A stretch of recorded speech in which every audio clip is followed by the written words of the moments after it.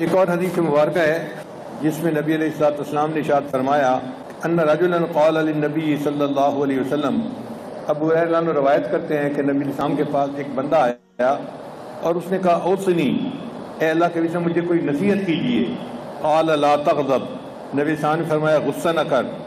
فردد مرارا، اس نے بار بار پوچھا اللہ کے حبیب مجھے کوئی اور نصیحت کیجیے، تو نبی السلام نے فرمایا لا تغضب، غصہ نہ کر، غصہ نہ کر، غصہ نہ کر۔ اب یہ غصہ ایک فطری چیز ہے اور اس کا آنا اچھی چیز ہے، اسی کی وجہ سے انسان اپنی عزت کی حفاظت بھی کرتا ہے اور انسان اپنے دین کی بھی حفاظت کرتا ہے۔ اگر بالکل ہی ختم ہو جائے تو انسان بغیرت بن جاتا ہے۔ جیسے وہ شاعر نے کہا تھا نا، خدا کے فضل سے میاں بیوی دونوں مہذب ہیں، انہیں غصہ نہیں آتا انہیں غیرت نہیں آتی۔ یہ غصہ ہی ہے جو بندے کو خود جو ہے نیکی کے اوپر رکھتا ہے اور بے حیائی اور بے شرمی کے کاموں سے روکتا ہے، مگر بے جا غصہ یہ بری چیز ہے۔ ایک مرتبہ نبی علیہ السلام نے پوچھا کہ پہلوان کس کو کہتے ہیں؟ صحابہ نے کہا اللہ کے نبی صلی اللہ علیہ وسلم جو دوسرے کو پچھاڑ دے، تو نبی علیہ السلام نے فرمایا نہیں، جو اپنے غصے پہ قابو پا لے وہ پہلوان ہوتا ہے۔ یعنی غصہ آئے تو بندہ غصے میں آپے سے باہر نہ ہو جائے بلکہ غصے کا کنٹرول رکھے۔ اب ہوتا کیا ہے کہ ہم لوگ غصے میں اپنے آپ سے باہر ہو جاتے ہیں، ہماری عقل پہ پردہ پڑ جاتا ہے، پھر زبان سے گالیاں نکلنی شروع ہو جاتی ہیں، ہاتھ چلنے شروع ہو جاتے ہیں،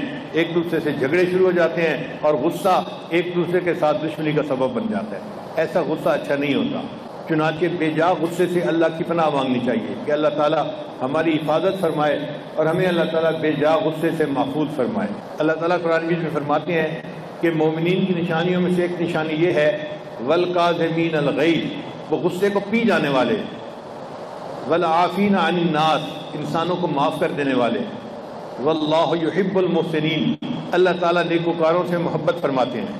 سیدنا حسین رضی اللہ تعالیٰ عنہ کا واقعہ ہے، ایک مرتبہ ان کے پاس مہمان آئے تو آپ نے اپنی خادمہ جو باندھی تھی اس کو حکم دیا کہ ان کو کوئی چیز لا کے دو۔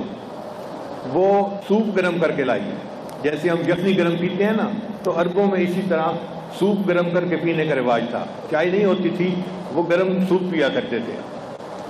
اب وہ جب کمرے میں داخل ہونے لگی نا تو دیکھ کہیں رہی تھی، چل کدھر رہی تھی، تو پاؤں اٹا اور پورا کا پورا جو گرم پیالہ تھا شوربے کا وہ سیدنا حسین لانو کے جسم پر آ کر گرا۔ اب آپ اندازہ کیجئے کہ گرم ابلتا ہوا شوربہ اگر بندے کے جسم پر پڑے تو کتنی تکلیف ہوتی ہے۔ تو سیدنا حسین لانو کو بہت تکلیف ہوئی اور آپ نے غصے سے اس کی طرف دیکھا۔ جب آپ نے غصے سے اس کی طرف دیکھا نا تو اس نے قرآن مجید کی آیت پڑھی والقاظمین الغیظ، غصے کو پی جانے والے۔ تو سیدنا حسین اللہ نے فوراً غصے کو پی لیا اور اس کو فرمایا اچھا ٹھیک ہے تو اس سے غلطی ہو گئی، میں نے معاف کر دیا۔ پھر اس نے اگلی آیت پڑھی والعافین عن الناس، انسانوں کو معاف کر دینے والے۔ آپ نے فرمایا بھی ٹھیک ہے میں نے تجھے معاف کر دیا۔ اس نے پڑھا واللہ یحب المحسنین، اللہ تعالیٰ نیکوکاروں سے محبت کرتے ہیں۔ آپ نے فرمایا میں نے تجھے اللہ کے راستے میں آزاد کر دیا۔ تو ان کا غصہ اس طرح ان کے قابو میں ہوتا تھا، غصہ ان کو بے قابو نہیں کرتا تھا، وہ غصے کے حالت میں بھی اپنے عقل و ہوش میں رہتے تھے۔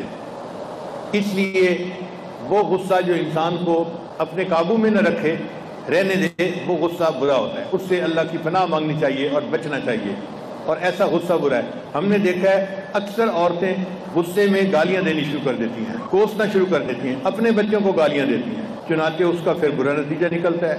بہت ساری بہنیں ایسی ہیں ان کے بھائی ان کو تنگ کرتے ہیں اور وہ غصے میں گالیاں دیتی ہیں، اور بعد میں جب بھائی برباد ہوتا ہے یا اس کے جو ہے وہ مستقبل خراب ہوتا ہے تو وہی بہنیں بیٹھی رو رہی ہوتی ہیں اور جی ہمارے لیے دعا کرو، ہمارے بھائی کا کام برباد ہو گیا۔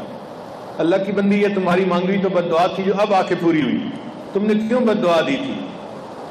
پھر پتہ کیا کہتی ہیں، او جی میں نے کوئی دل سے تھوڑا بد دعا دی تھی، بھئی دل سے دی تھی یا پھیپڑے سے دی تھی، زبان سے تو الفاظ نکلے تھے نا، اور لکھے تو گئے تھے کہ آپ نے یہ الفاظ کہے۔ اور کئی مرتبہ غصے میں کی ہوئی دعا بد دعا قبول ہو جاتی ہے۔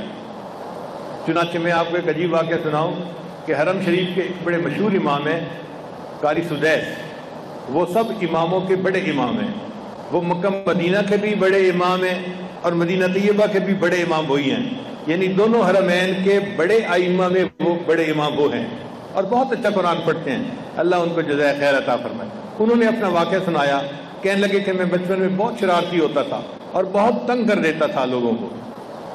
ایک دفعہ ہمارے گھر میں مہمان آئے تو میری والدہ نے ان کے لیے دال بنائی، جیسے دال چاول ملا کے کھاتے ہیں، کہنے لگے کہ دال بن کے پڑی ہوئی تھی، مجھے کیا شرارت سوجی، میں نے ریت کی ایک مٹھی بھری اور میں نے دال کی ہنڈیا میں ڈال دی۔ اب جب مہمانوں کے کھانے کا وقت آیا تو دال کے اندر ریت، تو سب مہمان بڑا پریشان، گھر والے اس سے زیادہ پریشان۔ کہنے لگے کہ پھر میری والدہ کو بتایا گیا کہ جی دال کے اندر تو ریت ہے، تو امی نے جب سارا پتہ کیا تو پتہ چل گیا کہ ریت میں نے ڈالی ہے۔